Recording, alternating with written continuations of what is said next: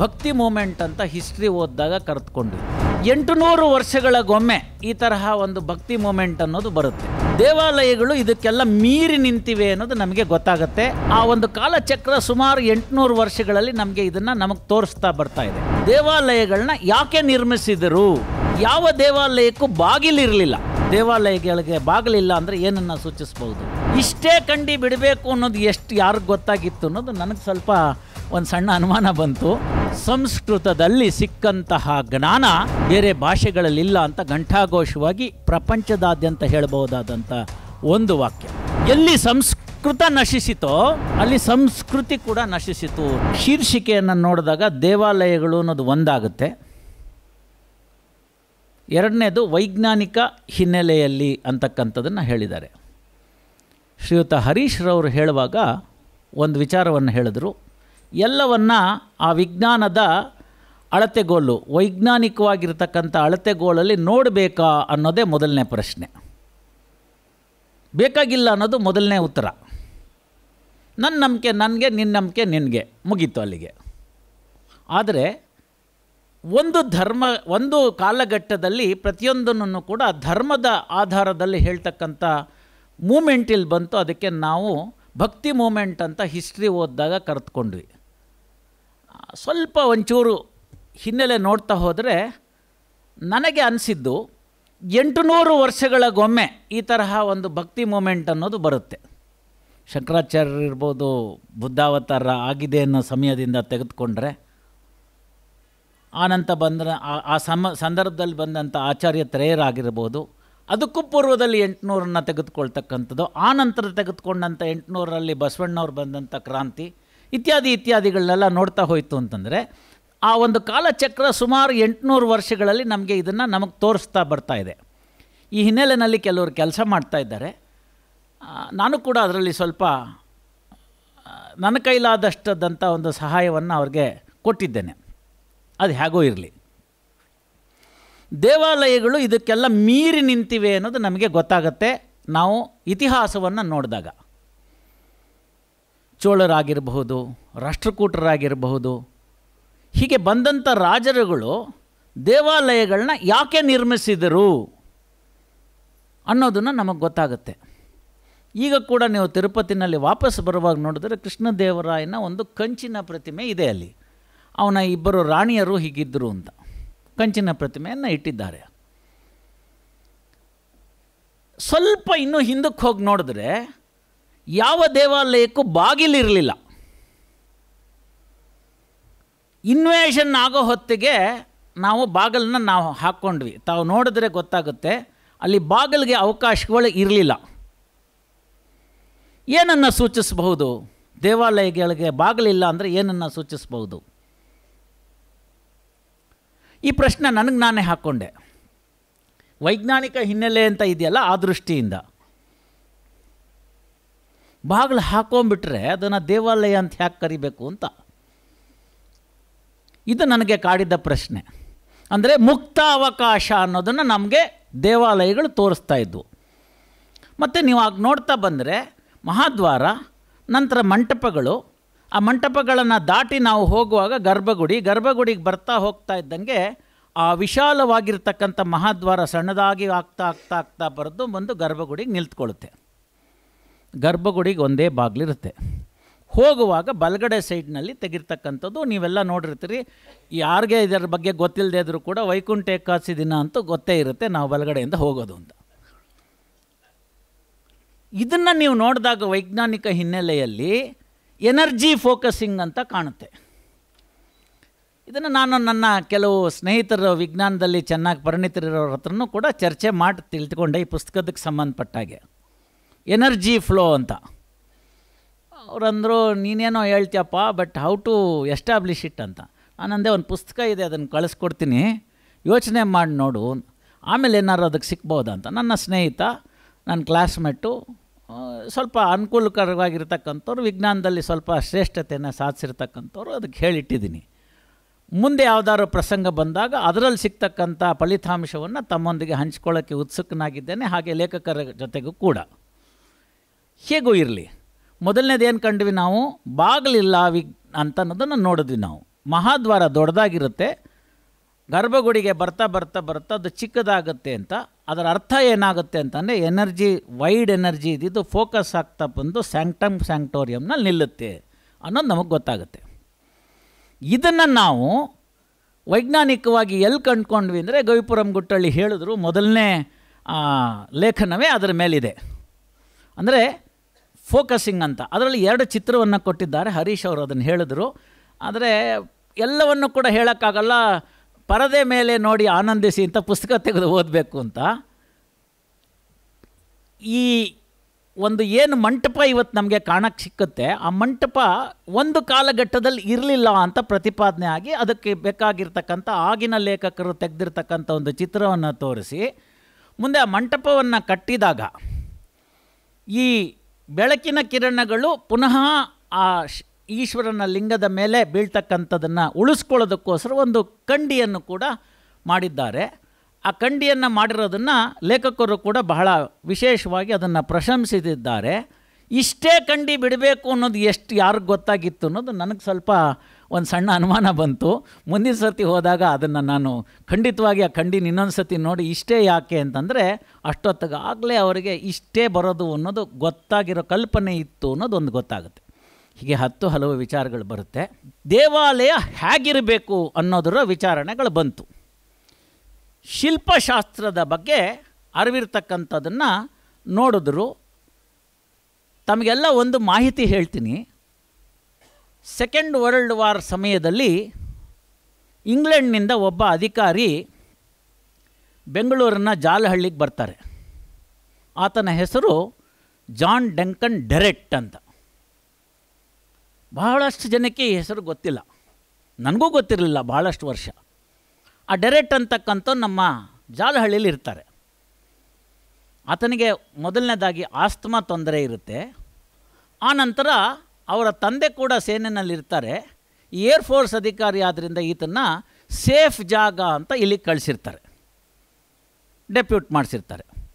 ಅವರಲ್ಲಿ ಆ ಜಾಲಹಳ್ಳಿನಲ್ಲಿರ್ತಕ್ಕಂಥ ಅವರ ವಾಸಸ್ಥಾನದಲ್ಲಿರುವಾಗ ಒಬ್ಬ ಮಾಲಿ ತೋಟದ ಕೆಲಸ ಮಾಡ್ತಕ್ಕಂಥವನು ಇವರ ಮುಖವನ್ನು ನೋಡಿ ನೀವು ಮುಂದೆ ಬಹಳ ದೊಡ್ಡ ತತ್ವಶಾಸ್ತ್ರಜ್ಞರಾಗ್ತೀರಿ ಅಂತ ಹೇಳ್ತಾನೆ.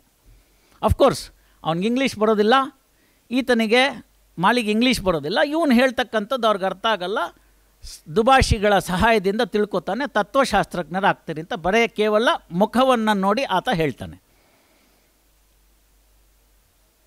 ಇವರಿಗೇನಾಗುತ್ತೆ, ರಾತ್ರಿ ನಿದ್ದೆ ಬರೋದಿಲ್ಲ ಡೆರೆಟ್ಗೆ. ಇವನು ಬರೇ ಮುಖವನ್ನು ನೋಡಿ ನನಗೆ ಹೇಗೆ ಹೇಳ್ದ ಅಂತ. ಮಾಲಿಗೆ ಅಕ್ಕಪಕ್ಕದವರೆಲ್ಲ ಹೇಳ್ತಾರೆ, ನಿನಗೆ ಯಾಕೆ ಬೇಕಾಗಿತ್ತು ದೊಡ್ಡ ಅಧಿಕಾರಿಗೆ ಹೇಳೋದು, ಅದು ಸುಮ್ಮನೆ ಮುಚ್ಕೊಂಡು ಕೂತಿರೋಕ್ಕಾಗ್ತಿರ್ಲಿಲ್ವ, ಏನಾದ್ರು ಹೆಚ್ಚು ಕಡಿಮೆ ಆದರೆ ಏನಾಗುತ್ತೆ ಅಂತ. ನಾಳೆ ದಿನ ಅವ್ನು ಬರೋದಿಲ್ಲ ಮಾಲಿ, ಕೆಲಸಕ್ಕೆ ರಜೆ ಹಾಕಿಬಿಡ್ತಾನೆ. ಇವನಿಗೆ ನಾಳೆ ಬಂದರೆ ನಿನ್ಗೆ ಹೆಂಗೆ ಗೊತ್ತಾಯಿತು ಅಂತ ಕೇಳಬೇಕು ಅಂತ ತುಡಿತಾ ರಾತ್ರಿ ಇಡೀ ನಿದ್ದೆ ಇಲ್ಲ ಡೆರೆಟ್ಗೆ. 2 ದಿನ ಆಯಿತು ಬರಲಿಲ್ಲ, 3ನೇ ದಿನವೂ ಬರಲಿಲ್ಲ. ಇನ್ನು ವಿಧಿ ಇಲ್ದಲ್ಲೇ ಡೆರೆಟ್ ಅವರೇ ಅವ್ರ ಮನೆಯಲ್ಲಿ ಅಂತ ಹುಡ್ಕೊಂಡು ಹೋಗ್ತಾರೆ. ಈಗಂತೂ ಇವ್ರ ಮನೆಯವ್ರಿಗೆಲ್ಲ ಶತಸಿದ್ಧ ಆಯಿತು, ಇವರೇನೋ ಶಿಕ್ಷೆ ಕೊಡೋಕ್ಕೆ ಬಂದಿದ್ದಾರೆ ನಮ್ಮ ಮನೆಗೆ ಅಂತ. ಕೊನೆಗೆಲ್ಲ ಒಪ್ಪಿಸಿ ಎಲ್ಲ ಮಾಡಿ ಏನು ಮಾಡೋದಿಲ್ಲ ಬಾ ಅಂತ ಹೊರಗೆ ಕರೆದಾದ್ಮೇಲೆ ಎಲ್ಲ ಕೇಳಿಸ್ಕೊಂಡ್ಮೇಲೆ ಕೇಳಿದ್ರೆ, ಸರ್ ಅದೊಂದು ಇಂಟ್ಯೂಷನ್ ಅಂತ ನಮ್ಗೆ ಹೇಳ್ಕೊಂಡಿರ್ತಕ್ಕಂಥದ್ದು, ನನಗೆ ಅದರದ್ದು ಬಗ್ಗೆ ಗೊತ್ತಿದೆ, ನಾನು ಅದ್ರ ಮೇಲೆ ಹೇಳಿದ್ದೀನಿ, ಇಷ್ಟರ ಮೇಲೆ ಆಗಿದೆ ಅಂತ. ಹೇಗೆ ಏನು ಅಂತ ವಿವರಣೆಗಳಾಗ್ತಾ ಹೋಗುತ್ತೆ. ಆಗ ಆತ ಮಾಲಿ ಅವರ ತಂದೆ ಶಿಲ್ಪಶಾಸ್ತ್ರಜ್ಞನಾಗಿರ್ತಾನೆ. ಅವನು ಹೇಳ್ತಾನೆ, ನಾವು ಶಿಲ್ಪಗಳನ್ನು ರಚಿಸುವಾಗ ಚಹರೆಗಳನ್ನು ಗುರುತಿಸ್ತೀವಿ, ಹಾಗಾಗಿ ಅದನ್ನು ಶಿಲ್ಪಗಳಲ್ಲಿ ಅದನ್ನು ನಾವು ಪ್ರಸ್ತುತಪಡಿಸ್ತೀವಿ ಅಂತ. ದೇವಾಲಯಗಳನ್ನು ಇತ್ತೀಚಿನ ದಿನಮಾನದಲ್ಲಿ ಕೆಲವರು ಸಂಶೋಧನೆ ಮಾಡಿ ತಿಳ್ಕೊಂಡಿರ್ತಕ್ಕಂಥದ್ದು ಅಂತಂದರೆ, ಒಂದು ಕಷ್ಟ ಸಂದರ್ಭಗಳಲ್ಲಿ ಇಡೀ ಊರಿನವರಿಗೆ ರಕ್ಷಣೆ ಕೊಡ್ತಕ್ಕಂಥ ಒಂದು ಸ್ಥಳವಾಗಿತ್ತು ಅಂತ. ಅಂದರೆ ಪಾವಿತ್ರತೆ ಕಾಪಾಡ್ಕೊಂಡಿದ್ವಿ, ಅಲ್ಲಿದ್ದರೆ ಸೇಫ್ ಅನ್ನೋ ಭಾಗವನ್ನು ಕಾಪಾಡ್ಕೊಂಡಿದ್ವಿ, ಅದಕ್ಕೋಸ್ಕರ ದೇವಾಲಯಕ್ಕೆ ಹೋಗಿ ಬಂದರೆ ಸರಿ ಹೋಗುತ್ತೆ ಅಂತ ಒಂದಾದರೆ, ಎರಡನೇದು ಈಗೀಗ ಇತ್ತೀಚಿನ ದಿನಮಾನದಲ್ಲಿ ಹೇಳ್ತಕ್ಕಂಥದ್ದೇನು ಅಂದರೆ, ಆಗಮಿಕ ಶಾಸ್ತ್ರದ ಪ್ರಕಾರ ಕಟ್ಟಿದಂತಹ ದೇವಸ್ಥಾನಗಳೇನಿರ್ತವೆ ಅದಕ್ಕೂ ಮತ್ತು ಪಂಚಭೂತಗಳಿಗೂ ಸಂಬಂಧ ಇದೆ. ಮನುಷ್ಯ ಕೂಡ ಪಂಚಭೂತಗಳಿಂದ ನಿರ್ಮಾಣನಾಗಿರ್ತಾನೆ. ಹಾಗಿರ್ತಕ್ಕಂಥ ಸಂದರ್ಭದಲ್ಲಿ ಅವೆರಡಕ್ಕೂ ತಾದಾತ್ಮ್ಯ ಭಾವ ಬೆಳೆಯುತ್ತೆ. ಗೊತ್ತಿಲ್ಲದ ಹಾಗೆ ನಮ್ಮ ಎನರ್ಜಿ ರೀಚಾರ್ಜ್ ಆಗುತ್ತೆ ಅನ್ನೋ ಒಂದು ಹೊಸ ಥಿಯರಿ ಇದೆ. ಅದು ಫಲಿತಾಂಶಗಳು ಬಂದ ಮೇಲೆ ಅದರ ಬಗ್ಗೆ ಇನ್ನೊಂದು ವೇದಿಕೆಯಲ್ಲಿ ಮಾತಾಡಬಹುದು ವೈಜ್ಞಾನಿಕ ದೃಷ್ಟಿಕೋನದಿಂದ. ಹೀಗಿದಿಷ್ಟನ್ನು ನಾವು ಒಂದು ಚೌಕಟ್ಟು ಹಾಕೊಂಡ್ಬಿಟ್ರೆ ಇರ್ತಕ್ಕಂಥದ್ರಲ್ಲೇ ಏನೇನು ವೈಜ್ಞಾನಿಕ ಭಾಗಗಳನ್ನು ಕಂಡಿಡ್ಕೊಂಡ್ವಿ ನಾವು ಅನ್ನೋದನ್ನು ಎಕ್ಸ್ಪ್ಲೈನ್ ಮಾಡ್ತಾ ಹೋಗ್ತಾರೆ ಸ್ವಚ್ಛ ಕನ್ನಡದಲ್ಲಿ. ಸ್ವಚ್ಛ ಕನ್ನಡದಲ್ಲಿ ಅಂತ ಹೇಳಬೇಕಾದ್ರೆ ನನಗೆ ಇವತ್ತಿನ ದಿನಮಾನದಲ್ಲಿ ನಿಮ್ಗೆ ಯಾಕೆ ಅಂತ ಅರ್ಥ ಆಗಿದೆ. ಈಗ ನಡೀತಿರ್ತಕ್ಕಂಥ ವಿಚಾರದಲ್ಲಿ ಮಲ್ಲೇಪುರಂ ವೆಂಕಟೇಶ್ ಅವರಿದ್ದಾರೆ, ನಮ್ಮ ದೇವರಕೊಂಡ ರೆಡ್ಡಿ ಅವರಿದ್ದಾರೆ. ಅವರಂತೂ ನೇರವಾಗಿ ಹೇಳಿದ್ದಾರೆ, ಬ್ರಾಹ್ಮಿ ಲಿಪಿಯಿಂದ ಎಲ್ಲ ಉದ್ಭವ ಆಯಿತು ಹಾಗೆ ಅಂತಂದ್ಬಿಟ್ಟು ಅಂತ. ಭಾಷೆಗಳು ಹೇಗಾರು ಉದ್ಭವ ಆಗಿರಲಿ, ಅದರ ಬಗ್ಗೆ ಚರ್ಚೆ ವಿಚರ್ಚೆಗಳು ಏನೇ ಇರಲಿ, ಸಂಸ್ಕೃತದಲ್ಲಿ ಸಿಕ್ಕಂತಹ ಜ್ಞಾನ ಬೇರೆ ಭಾಷೆಗಳಲ್ಲಿಲ್ಲ ಅಂತ ಘಂಟಾಘೋಷವಾಗಿ ಪ್ರಪಂಚದಾದ್ಯಂತ ಹೇಳಬಹುದಾದಂಥ ಒಂದು ವಾಕ್ಯ. ಎಲ್ಲಿ ಸಂಸ್ಕೃತ ನಶಿಸಿತೋ ಅಲ್ಲಿ ಸಂಸ್ಕೃತಿ ಕೂಡ ನಶಿಸಿತು ಅನ್ನೋದನ್ನು ಕೂಡ ನಮಗೆ ಇತಿಹಾಸ ತಿಳಿಸ್ತಕ್ಕಂಥದ್ದು. ಲಾರ್ಡ್ ಮೆಕ್ಯಾಲೆಗೆ ಹೇಳ್ತಾರೆ ಭಾರತವನ್ನು ಹಾಳು ಮಾಡಬೇಕು ಅಂತ, ಬ್ರಿಟಿಷ್ ರಾಣಿ. ಆ ಸಂದರ್ಭದಲ್ಲಿ ಭಾರತದಾದ್ಯಂತ, ಅಖಂಡ ಭಾರತದಾದ್ಯಂತ ಓಡಾಡಿ ಬಂದಂಥ ಮೆಕ್ಯಾಲೆ ಹೇಳ್ತಾನೆ, ಇಡೀ ಭಾರತವನ್ನು ಒಂದು ಆಧಾರವಾಗಿ ಇಟ್ಕೊಂಡಿರ್ತಕ್ಕಂಥದ್ದು ಫಲ್ಕ್ರಮ್ ಅಂತ ಕರಿತೀವಿ ನಾವು. ತಮಗೆಲ್ಲ ಯಾರಿಗಾರು ಟೈಪ್ ರೈಟರ್ ನೋಡಿ ಗೊತ್ತಿದ್ದರೆ, ಅಭ್ಯಾಸ ಇದ್ದರೆ ಗೊತ್ತಿರುತ್ತೆ. ಅದೊಂದು ಸೆಮಿ ಸರ್ಕಲ್ನಲ್ಲಿರುತ್ತೆ. ಆ ಕೀಗಳನ್ನೆಲ್ಲನೂ ಹೊಂದಿಸಿ ಇಟ್ಕೊಂಡಿರ್ತಕ್ಕಂಥ ಒಂದು ಕಬ್ಬಿಣದ ಒಂದು ತಂತಿ ಇರುತ್ತೆ, ಅದಕ್ಕೆಲ್ಲ ಸೇರಿಕೊಂಡಿರುತ್ತೆ. ಒತ್ತಿದಾಗ ಅದು ಹೋಗಲ್ಲಿ ಹೊಡೆಯುತ್ತೆ, ವಾಪಸ್ ಬಂದು ಅದರ ಜಾಗದಲ್ಲಿ ಕೂಡುತ್ತೆ. ಇದಕ್ಕೆ ಫಲ್ಕ್ರಮ್ ವೈರ್ ಅಂತ ಕರಿತೀವಿ ನಾವು. ಈ ಫಲ್ಕ್ರಮ್ ವೈರ್ ಇಡೀ ಭಾರತಕ್ಕೆ ಇದ್ದಂಥದ್ದು ಯಾವುದು ಅಂತಂದರೆ ಅದು ಸಂಸ್ಕೃತವಾಗಿತ್ತು ಅನ್ನೋದು ನಮಗೆ ಗೋಚರವಾಗುತ್ತೆ. ಆ ಸಂಸ್ಕೃತವನ್ನು ಭಾರತದಿಂದ ಕಿತ್ತೊಗೆಯೋ ತನಕ ನಮಗೆ ಭಾರತವನ್ನು ಹಾಳು ಮಾಡೋಕ್ಕಾಗಲ್ಲ ಅನ್ನೋ ಪರಮ ಸತ್ಯವನ್ನು ಕಂಡುಕೊಂಡು ವಾಪಸ್ ರಾಣಿ ಹತ್ರ ಹೋಗ್ತಾನೆ ಮೆಕ್ಯಾಲೆ. ಹೀಗಿದೆ ಪರಿಸ್ಥಿತಿ. ನಂದು ವಿಚಾರಗಳನ್ನ ನಾನು ತಿಳ್ಕೊಂಡು ಬಂದಾಗ ಭಾರತದ ಯಾವುದೇ ಮೂಲೆ ಇರ್ಬೋದು, ಇವತ್ತು ನೋಡಿ ಅನ್ಯಾಯ ಅನ್ನಿಸ್ತಾ ಇದೆ ನಮಗೆ. ಎಲ್ಲೋ ನಮ್ಮ ಟ್ರೈಬಲ್ಸ್ ಅಂತೀವಿ, ಇನ್ಯಾರನೋ ಏನೋ ಅಂತೀವಿ. ಮರ್ತೂರ್ನ ಉದಾಹರಣೆಗೆ ತೆಗೆದುಕೋಬೋದಾಗತ್ತೆ ನಾವು, ಮತ್ತೂರ್ನ ಉದಾಹರಣೆಗೆ ತೆಗೆದುಕೋಬೇಕಾಗತ್ತೆ. ಮರ್ತೂರು ಯಾಕೆ ಅಂದರೆ ಅಲ್ಲಿ 10ನೇ ಶತಮಾನದಲ್ಲಿ ವಿಜ್ಞಾನೇಶ್ವರ ಮಿತಾಕ್ಷರಕ್ಕೆ ಒಂದು ಅತ್ಯುತ್ತಮವಾಗಿರ್ತಕ್ಕಂಥ ಮಿತಾಕ್ಷರ ಅಂತ ಒಂದು ಗ್ರಂಥವನ್ನು ಯಾಜ್ಞವಲ್ಕ್ಯ ಸ್ಮೃತಿಗೆ ಬರೆದಂಥ ಸ್ಥಳ ಆಯಿತು. ಇಲ್ಲಿ ಮತ್ತೂರ್ಗೆ ಹೋದರೆ ಈಗಲೂ ಕೂಡ ಎಲ್ಲರೂ ಕೂಡ ಸಂಸ್ಕೃತದಲ್ಲಿ ಸಂಭಾಷಣೆ ಮಾಡೋದನ್ನು ನೋಡ್ತೀವಿ. ಅಲ್ಲಿಗೆ ಅವ್ರಿಗೆ ಬರಲಿಲ್ಲ, ಇವ್ರಿಗೆ ಬರಲಿಲ್ಲ, ಒಂದು ಜಾತಿಗೆ ಸೀಮಿತವಾಯಿತು ಈ ಒಂದು ಭಾಷೆ, ಇವೆಲ್ಲವೂ ಕೂಡ ತಪ್ಕೊಂಡು ಹೋಗುತ್ತೆ. ಅದಕ್ಕೆಲ್ಲ ಆಧಾರ ಇಲ್ಲ ಅನಿಸುತ್ತೆ. ಇಲ್ಲೇ ನನ್ನಲ್ಲೇ ಕೇಳ್ತೀನಿ, ನನ್ನನ್ನು ಸೇರಿಸ್ಕೊಂಡು, ಕುಮಾರವ್ಯಾಸನ ಭಾರತದ ಎಷ್ಟು ಅಧ್ಯಾಯಗಳನ್ನ ನಾವು ಕಂಠಪಾಠ ಮಾಡಿ ಹೇಳಬಲ್ಲೆವು? ಇಲ್ಲ. ಯಾಕೆ ಅಂತಂದರೆ ಅದರಿಂದ ಏನು ಉಪಯೋಗ ಆಗಲಿಲ್ಲ ಅಂತ ಹೇಳಿಬಿಟ್ರು ನಮಗೆ. ನಾವೇ ನಮ್ಮ ಮಕ್ಕಳನ್ನ ಇಂಗ್ಲೀಷ್ ಶಾಲೆಗೆ ಸೇರಿಸಿದ್ವಿ. ವಿದ್ಯುದಾಲಿಂಗನಕ್ಕೆ ಸಿಕ್ಕಿ ಸತ್ತಿದೆ ಕಾಗೆ ಅಂತ ಒಂದು ಪದ್ಯವನ್ನು ಬರೆದ್ರೆ ವಿದ್ಯುದಾಲಿಂಗನ ಅಂದ್ರೇನು ಅಂತ ನಾವು ಕೇಳ್ತೀವಿ. ಹೇಳಕ್ಕೆ ಬರೋಲ್ಲ. ಮೇಡಮ್ ಕೇಳಿದ್ರೆ ಅದು ಹಂಗೆ ರೀ ಅಂತಾರೆ. ಡೋಂಟ್ ಆಸ್ಕ್ ಸಿಲಿ ಕ್ವಶನ್ಸ್ ಅಂದ್ಬಿಡೋದು. ನೋಡಿದ್ರೆ ಕ್ವಶನಿಂಗ್ ಸ್ಟಾಪ್ ಮಾಡಿಬಿಟ್ವಿ. ಹೀಗೆ ಈ ಫಲ್ಕ್ರಮ್ ಸಂಸ್ಕೃತ ಇತ್ತಲ್ಲ, ಇದನ್ನು ಹಾಳು ಮಾಡಬೇಕು ಅಂತ ಬಂದಂಥ ಮೆಕ್ಯಾಲೆಗೆ ಹೇಳ್ತಾರೆ, ಏನು ಬೇಕಾದರೂ ಮಾಡು, ಸಂಸ್ಕೃತನ ನಾಶ ಮಾಡು ಅಂತ. ತಮಗೆಲ್ಲ ಗೊತ್ತೇ ಇದೆ. ರೈಟ್ ಆನರಬಲ್ ಶ್ರೀನಿವಾಸ ಶಾಸ್ತ್ರಿಗಳಿರ್ಬೋದು, ಇಲ್ಲಿ ರಾವ್ ಬಹದ್ದೂರ್ ವೆಂಕಟೇಶಾಚಾರ್ಯ ಇರ್ಬೋದು, ಇವರೆಲ್ಲ ಮಹಾನ್ ಸಂಸ್ಕೃತ ಪಂಡಿತರಾಗಿದ್ದರು.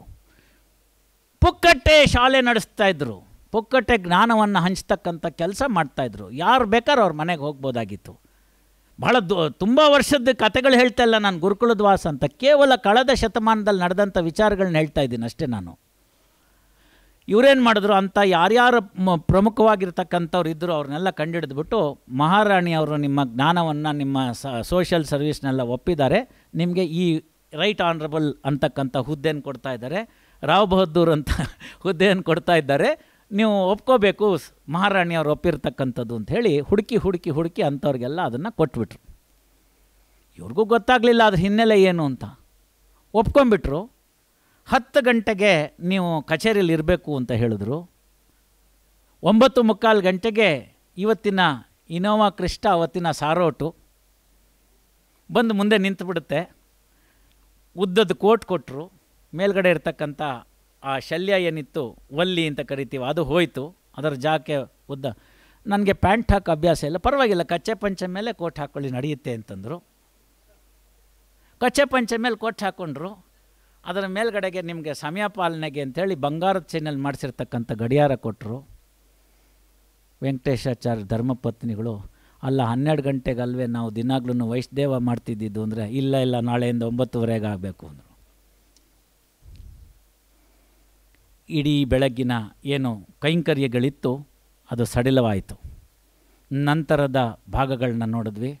ಅಂಥ ಮಹಾನ್ ವ್ಯಕ್ತಿಗಳ ಮಕ್ಕಳುಗಳು ವೈಟ್ ಕಾಲರ್ಡ್ ಕ್ಲರ್ಕ್ಸ್ ಆದರು ಬ್ರಿಟಿಷಿನ ಕಚೇರಿಗಳಲ್ಲಿ. ಅದರ ನೆಕ್ಸ್ಟ್ ಜನ್ರೇಷನ್ ಅವ್ರ ಮೊಮ್ಮಕ್ಕಳು ಮರಿಮಕ್ಕಳಿಗೆ ಒಂದು ಅಕ್ಷರ ಸಂಸ್ಕೃತ ಬರಲಿಲ್ಲ.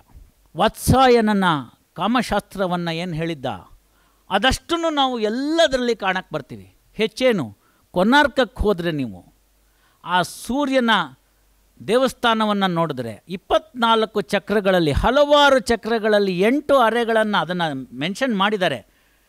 ಆ 8 ಅರೆಗಳಲ್ಲಿ ಇವುಗಳನ್ನು ನೀವು ಕಾಣಬಹುದಾಗಿದೆ. ದುಷ್ಕೃತ್ಯ ಎಸಗಿದಂತಹ ಆ ದೇವಸ್ಥಾನವನ್ನು ಕೆಡುವುದಂಥ ಮೂರ್ಖರು ಅಲ್ಲೂ ಕೂಡ ತಮ್ಮ ವಿಕೃತಿಯನ್ನು ಮೆರೆದಿರೋದನ್ನು ನೀವು ನೋಡಬಹುದು ಇವತ್ತಿಗೂ ಕೂಡ.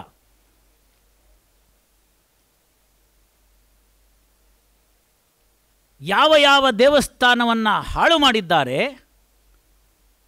ಶಿಲ್ಪಗಳನ್ನು ಕೆಡವಿದ್ದಾರೆ, ದಾಳಿಕೋರರು ಬಂದು ನಮ್ಮ ದೇವಸ್ಥಾನಗಳ ಮೇಲೆ ಕಲ್ಲಿನ ಶಿಲ್ಪದ ಮೇಲೆ ತಮ್ಮ ವಿಕೃತಿಯನ್ನು ಮೆರೆದಿದ್ದಾರೆ, ಸ್ತ್ರೀಯರ ವಕ್ಷಸ್ಥಳಗಳನ್ನು ಛೇದಿಸಿದ್ದಾರೆ, ಶಿಲ್ಪಗಳಲ್ಲಿದ್ದಂಥ ವಕ್ಷಸ್ಥಳವನ್ನು ಛೇದಿಸಿದ್ದಾರೆ. ನೀವು ದಯಮಾಡಿ ಮುಂದಿನ ಸರ್ತಿ ಹೋದಾಗ ನೋಡಿ, ಇವತ್ತಿಗೆ ಕೂಡ ಹೊಟ್ಟೆಗೆ ದಗದಗ ಅಂತ ಉರಿಯುತ್ತೆ. ಹಾಗೆ ಉರಿಲಿಲ್ಲ ಅಂತಂದರೆ ಎಲ್ಲೋ ಮ್ಯಾನುಫ್ಯಾಕ್ಚರಿಂಗ್ ಡಿಫೆಕ್ಟ್ ನಮ್ಮಲ್ಲಿದೆ ಅಂತ. ಅಂದರೆ ದೇವಾಲಯಗಳನ್ನ ಸಂದರ್ಶಿಸುವಾಗ ವೈಜ್ಞಾನಿಕ ಹಿನ್ನೆಲೆ ನೆಲೆಗಟ್ಟನ್ನು ಇತ್ತು ಅನ್ನೋದನ್ನು ಪ್ರತಿಪಾದಿಸ್ತಕ್ಕಂಥ ಒಂದು ಅಂಶಗಳು ನಮಗೆ ಕಾಣೋದೇನು ಅಂದರೆ ಅದರ ಪ್ರಮಾಣಗಳು ಅಂತ. ಕಮ್ಮಿಂಗ್ ಬ್ಯಾಕ್ ಟು ಡೈರೆಕ್ಟ್, ಇದಿಷ್ಟನ್ನು ತಿಳ್ಕೊಂಡಂಥ ಶಿಲ್ಪಶಾಸ್ತ್ರವನ್ನು ತಿಳ್ಕೊಂಡಂಥದ್ದನ್ನು ಅವನು ನಮ್ಮಲ್ಲಿ ಇನ್ನೂ ಏನೇನೋ ಜ್ಞಾನಗಳಿದೆ ಅಂತ ಹೇಳ್ತಾನೆ. ಯಾರು? ಆ ಮಾಲಿಯ ತಂದೆ. ಇದು ಎಲ್ಲಿ ಸಿಗುತ್ತೆ ಅಂತ ಕೇಳಿದ್ರೆ, ಈ ಏರ್ಫೋರ್ಸ್ ಆಫೀಸರ್ನ ಬೇಲೂರು ಹಳೇಬೀಡು ಕರ್ಕೊಂಡು ಹೋಗ್ತಾನೆ. 3 ದಿವಸ ಆಗುತ್ತೆ ಆ ಸಂದರ್ಭದಲ್ಲಿ ಸಾರೋಟ್ನಲ್ಲಿ ಹೋಗೋದಕ್ಕೆ. ಹಾಸನದಲ್ಲಿ ನೆಲೆ ನಿಲ್ತಾರೆ, ಅಲ್ಲಿ ಹೋಗಿ ನಿಂತು ಕಲಿತಾರೆ. ಡೈರೆಕ್ಟಿಗೆ ಇಷ್ಟು ಒಂದು ಸಂತೋಷವಾಗುತ್ತೆ ಅಂದರೆ, ಮೈಸೂರು ಯೂನಿವರ್ಸಿಟಿಗೆ ಶಿಲ್ಪಶಾಸ್ತ್ರದ ಮೇಲೆ ಒಂದು ಥೀಸಿಸ್ನ ಬರೆದುಕೊಟ್ಟು ಮೈಸೂರು ಯೂನಿವರ್ಸಿಟಿಯಿಂದ ಆಗಿನ ಕಾಲದಲ್ಲಿ ಡೈರೆಕ್ಟು PhD ತಗೋತಾನೆ ಹೊಯ್ಸಳರ ಶಿಲ್ಪಶಾಸ್ತ್ರ ಅನ್ನೋ ಸಬ್ಜೆಕ್ಟ್ ಮೇಲೆ. ಎಲ್ಲಿಂದನೋ ಯುದ್ಧದಿಂದ ತಪ್ಪಿಸ್ಕೊಳ್ಳೋಕ್ಕೆ, ಪ್ರಾಣ ಕಾಪಾಡ್ಕೊಳ್ಳೋಕ್ಕೆ ಬಂದಂಥ ಡೈರೆಕ್ಟು ಇಷ್ಟು ಮಾಡ್ಕೋತಾನೆ. ಪುನಃ ಡೈರೆಕ್ಟ್ ಅಲ್ಲಿಗೆ ನಿಲ್ಲಲ್ಲ. ಅವನ ಜ್ಞಾನದಾಹ ಅಲ್ಲಿಗೆ ನಿಲ್ಲೋದಿಲ್ಲ. ವಾಪಸ್ ಯುದ್ಧ ಎಲ್ಲ ಮುಗಿದೋಗುತ್ತೆ, ಇಂಗ್ಲೆಂಡ್ಗೆ ವಾಪಸ್ ಹೋಗ್ಬಿಡ್ತಾನೆ. ವಾಪಸ್ ಹೋದರೆ ಶಿಲ್ಪಶಾಸ್ತ್ರ ಮೂಲ ಯಾವುದರಲ್ಲಿದೆ ಅಂತ ಕೇಳ್ತಾನವನು. ಸಂಸ್ಕೃತದಲ್ಲಿದೆ ಅಂತ ಹೇಳ್ತಾರವರು. ಇವನಿಗೆ ಸಂಸ್ಕೃತದ ಮೇಲೆ ಪ್ರೀತಿ ಉತ್ಪನ್ನ ಆಗುತ್ತೆ. ವಾಪಸ್ಸು ಅಲಹಾಬಾದ್ಗೆ ಹೋಗ್ತಾನೆ. ಅಲ್ಲಿ ಹೋಗಿ ಸಂಸ್ಕೃತ ಕಲಿಬೇಕು ಅಂತಾನೆ. ಆಗ ಸುಮಾರು 40-42 ವರ್ಷ ಆಗಿರಬಹುದು ಆತನಿಗೆ. ಆ ಕ್ಷಣದಲ್ಲಿ ಅಕ್ಷರಾಭ್ಯಾಸ ಇಂದ ಶುರು ಮಾಡ್ತಕ್ಕಂಥ ಕೆಲಸವನ್ನು ಮಾಡ್ತಾನೆ ಡೈರೆಕ್ಟು. ಯಾರೂ ಒಪ್ಕೊಳ್ಳೋಕ್ಕೆ ತಯಾರಾಗಿರಲ್ಲ ಅವನ್ನ ಶಿಷ್ಯತ್ವ ವಹಿಸ್ಕೊಳ್ಳೋಕ್ಕೆ. ನಮಗೆ ಗೊತ್ತಿದೆ, ಸಾಧಾರಣವಾಗಿ ನಮ್ಗೆ ಯಾರಿಗೋ ಏನೋ ಮಾರೋದಕ್ಕೆ ಇಷ್ಟ ಇರೋದಿಲ್ಲ. ನಾವೇನು ಮಾಡ್ತೀವಿ ಅಂದರೆ, ಅದಕ್ಕೊಂದು 10 ರೂಪಾಯಿ ಬೆಲೆ ಬಾಳೋದಿತ್ತು ಅಂತಂದರೆ ಅದಕ್ಕೆ ಒಂದು 100 ರೂಪಾಯಿ ಅಂತಲೋ 1000 ರೂಪಾಯಿ ಅಂತಲೋ ಹೇಳಿದ್ರೆ ಅವ್ನು ಬಿಟ್ಟು ಹೋಗಿಬಿಡ್ತಾನೆ ಅಂತ. ಹಾಗೆ ಎಲ್ಲ ಪಂಡಿತರನ್ನು ಕೇಳ್ತಾನೆ. ಮತ್ತೊಬ್ಬರು ಪಂಡಿತರು ಇವನು ಹೆಂಗೂ ಮಾಡಲ್ಲ ಅನ್ನೋ ದೃಷ್ಟಿಯಿಂದ, ನೋಡಪ್ಪ ನಂತರ ನೀನು ತಲೆ ಬೋಳಿಸ್ಕೋಬೇಕು, ಶಿಕೆ ಬಿಡಬೇಕು, ಕಚ್ಚೆ ಪಂಚೆ ಉಟ್ಕೋಬೇಕು, ಈ ಥರ ಎಲ್ಲ ಮಾಡಬೇಕು. ಗಂಗೆ ಹರಿತಿರ್ತಕ್ಕಂಥ ಸಂದರ್ಭದಲ್ಲಿ, ಆಗ ಸಾಧಾರಣ ಸೆಪ್ಟೆಂಬರ್ ಅಕ್ಟೋಬರ್ ಆಗಿರುತ್ತೆ, ಆ ಸಂದರ್ಭದಲ್ಲಿ ಚಳಿ ಇರುತ್ತೆ. ಈ ಮಟ್ಟದಲ್ಲಿ ನೀನು ಕುತ್ತಿಗೆನಲ್ಲಿ ನಿಂತಿರಬೇಕು, ಆದರೆ ನಿನ್ನನ್ನು ನಾನು ಶಿಷ್ಯ ಅಂತ ಒಪ್ಕೋತೀನಿ ಅಂತಾರೆ. ಮಾರನೇ ದಿನ ಬೆಳಗ್ಗೆ ಆಹ್ನಿಕಕ್ಕೆ ಅವ್ರು ಹೋಗ್ತಾರೆ, ಗಂಗೆಯಲ್ಲಿ ಇಳಿತಾರೆ ಸ್ನಾನ ಮಾಡಬೇಕು ಅಂತ. ಇಳಿತಿದ್ರೆ ಗುರೂಜಿ ಐ ಆಮ್ ಹಿಯರ್ ಅಂತಾನೆ. ಗುರ್ತು ಸಿಕ್ಕೋದಿಲ್ಲ ಅವ್ರಿಗೆ. ಹೂ ಆರ್ ಯು ಅಂತ ನೋಡಿದ್ರೆ ಇವನೇ ಮುಂಡನ್ನು ಮಾಡಿಸ್ಕೊಂಡಿದ್ದಾನೆ, ಕೇಶ ಮುಂಡನ್ನು, ಶಿಕೆ ಇದೆ, ಪಂಚೆ ಉಟ್ಕೊಂಡಿದ್ದಾನೆ, ನಿಂತು ಬಿಟ್ಟಿದ್ದಾನೆ, ನೀರಿನಲ್ಲಿ ನಿಂತಿದ್ದಾನೆ, ಎದೆ ಒದ್ದದ ನೀರಿನಲ್ಲಿ. ಆಮೇಲೆ ಹೇಳ್ತಾನವನು, ನಿಮ್ಮಲ್ಲಿ ಪ್ರಾಮಿಸ್ಗೆ ಬಹಳ ಪ್ರಾಮುಖ್ಯತೆ ಇದೆ, ಮಾತು ಕೊಟ್ಟು ಇಲ್ಲ ಅಂತಂದರೆ ನೀವು ನರಕಕ್ಕೆ ಹೋಗಬೇಕಾಗುತ್ತೆ, ಕರ್ಕೊಳ್ಳಿ ನನ್ನ ಅಂತ. ಎಂಥ ಡೈರೆಕ್ಟು. ಆವತ್ತು ಇನ ಸಂಸ್ಕೃತದಲ್ಲಿ ಕಲಿತಾನೆ. ಮುಂದೆ ಹಿಂದೂ ಲಾನಲ್ಲಿ ಪ್ರಕಾಂಡ ಪಂಡಿತನಾಗ್ತಾನೆ. ಪ್ರಕಾಂಡ ಪಂಡಿತನಾಗಿ ಆಕ್ಸ್ಫರ್ಡಲ್ಲಿ ಇವನಿಗೋಸ್ಕರ ಹಿಂದೂ ಲಾ ಅನ್ನೋ ಒಂದು ಸಬ್ಜೆಕ್ಟ್ನ ಓಪನ್ ಮಾಡ್ತಾರೆ ಅವರು. ಅಷ್ಟಕ್ಕೆ ನಿಲ್ಲಿಸೋದಿಲ್ಲ ಡೈರೆಕ್ಟು ಹಿಂದೂ ಲಾನ ಇನ್ನಿತರ ಕಾನೂನುಗಳಿಗೆ ಹೋಲಿಸ್ತಾನೆ. ಜೂಯಿಸ್ ಕಾನೂನಿರ್ಬೋದು, ಕ್ರಿಶ್ಚಿಯನ್ರದ್ದಿರ್ಬೋದು, ಮುಸಲ್ಮಾನರದ್ದಿರ್ಬೋದು, ಮತ್ತೊಬ್ಬರದ್ದಿರ್ಬೋದು, ಯಹೂದಿಗಳ ಕಾನೂನು ಇರ್ಬೋದು, ಪಾರ್ಸಿಗಳದಿರ್ಬೋದು, ಇವುಗಳನ್ನೆಲ್ಲ ಒಂದು ಕಂಪ್ಯಾರಿಟಿವ್ ಸ್ಟಡಿ ಮಾಡ್ತಾನೆ. ಅದರ ಫಲಿತಾಂಶಗಳನ್ನು ಅಲ್ಲಿ ಪ್ರಕಟಪಡಿಸ್ತಾನೆ.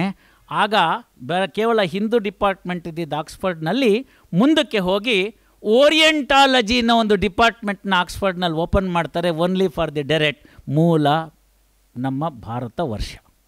ಅಷ್ಟು ಹೇಳ್ದಲ್ಲೇ ಅವನೇನು ಹೇಳ್ತಾನೆ ಅಂತಂದರೆ, ಎಲ್ಲವನ್ನು ನಾನು ಕಂಪೇರ್ ಮಾಡಿ ನೋಡಿದೆ. ಇಲ್ಲಿರ್ತಕ್ಕಂಥ ದೇವಾಲಯದ ವೈಭವಗಳು, ಇಲ್ಲಿರ್ತಕ್ಕಂಥ ಜ್ಞಾನ, ಸಂಸ್ಕೃತದಲ್ಲಿರ್ತಕ್ಕಂಥ ರೀತಿ ನೀತಿಗಳು, ಅದು ಕಾನೂನಾಗಿ ಮಾರ್ಪಟ್ಟಿರ್ತಕ್ಕಂಥದ್ದು, ತಲತಲಾಂತರಗಳಿಂದ ಅದು ಬಂದಿರತಕ್ಕಂಥದ್ದು, ಜನರೇಷನ್ಸ್ ಟು ಜನರೇಷನ್ಸ್ ಅದು ಪಾಸಾನ್ ಆಗಿರ್ತಕ್ಕಂಥದ್ದು. ಇಷ್ಟು ವರ್ಷಗಳ ಕಾಲ ಪ್ರಪಂಚದಲ್ಲಿ ನಾಗರಿಕತೆಯೇ ಗೊತ್ತಿಲ್ಲದೆ ಇರತಕ್ಕಂಥ ಸಂದರ್ಭದಲ್ಲಿ ವರ್ಷಾನುವರ್ಷಗಳ ಕಾಲ, ಶತಮಾನಗಳ ಕಾಲ ಒಂದು ದೇಶವನ್ನು, ಇಷ್ಟು ಭಾಳ ದೊಡ್ಡ ದೇಶವನ್ನು ಹಿಡಿದಿಟ್ಕೊಳ್ತಕ್ಕಂಥ ಒಂದು ಶಕ್ತಿ ಇದೆ ಅಂತಂದರೆ ಅದು ಹಿಂದೂ ಕಾನೂನಿಗೆ ಮಾತ್ರ ಇದೆ. ಆದ್ದರಿಂದ ಪ್ರಪಂಚದಲ್ಲೆಲ್ಲ ಕೂಡ ಹಿಂದೂ ಕಾನೂನೇ ಶ್ರೇಷ್ಠ ಅಂತ ಅಲ್ಲಿ ಆಕ್ಸ್ಫರ್ಡ್ನಲ್ಲಿ ಅವನು ಕೊಡ್ತಾನೆ. ನಾನು ನ್ಯಾಯಾಧೀಶನಾಗಿರ್ಬೋದು, ನ್ಯಾಯ ವಿತರಣೆಯಲ್ಲಿ ಕೆಲವು ಕಟ್ಟುಪಾಡುಗಳು ನನಗೆ ಕಾನೂನಾತ್ಮಕವಾಗಿರ್ತಕ್ಕಂಥದ್ದು ಇರ್ಬೋದು. ಅದರ ಹೊರತಾಗಿ ನಾನು ಸಮಾಜದ ಒಬ್ಬ ಮನುಷ್ಯ, ಈ ಭಾರತ ದೇಶದ ಒಬ್ಬ ಪ್ರಜೆ, ಈ ರಾಷ್ಟ್ರದಲ್ಲಿ ಜನ್ಮ ತಾಳದವನು. ಜಾಯಮಾನೋ ಭವತಿ ತ್ರೈಋಣಾಹ ಅಂತ ಹೇಳಿರ್ತಕ್ಕಂಥದ್ದು ವಾಕ್ಯ. 4ನೇ ಋಣವನ್ನು ನಾನು ಸೇರಿಸಿದ್ದೇನೆ, ಅದು ರಾಷ್ಟ್ರ ಋಣ ಅಂತ. ಆ ರಾಷ್ಟ್ರ ಋಣ ಯಾವ ರೀತಿಯಿಂದ ಬೇಕಾದರೂ ಬರ್ಬೋದು. ಈ ರೀತಿಯಿಂದ ಜನಾರ್ದನ್ ಹೆಗಡೆ ಅವರು ಕೊಟ್ಟಿದ್ದಾರೆ. ಇವತ್ತಿನ ದಿವಸ ನನಗೂ ನಿಮಗೂ ವಾಪಸ್ ಬರಲ್ಲ. ನಾನು ಹೇಳಿರ್ತಕ್ಕಂಥ 4 ಮಾತಲ್ಲಿ ನಿಮ್ಗೆ ಯಾರಿಗಾರು ಏನಾರು ಒಪ್ಕೋಬೇಕು ಅಂತಿದ್ರೆ ಖಂಡಿತ ಒಪ್ಕೊಳ್ಳಿ. ಒಪ್ಕೊಂಡಿದ್ದು ನಿಮ್ಮ ಹತ್ರ ಮಾತ್ರ ಇಟ್ಕೋಬೇಡಿ, ಹಲವರಿಗೆ ಹಂಚಿ ಈ ವಿಚಾರಗಳನ್ನು.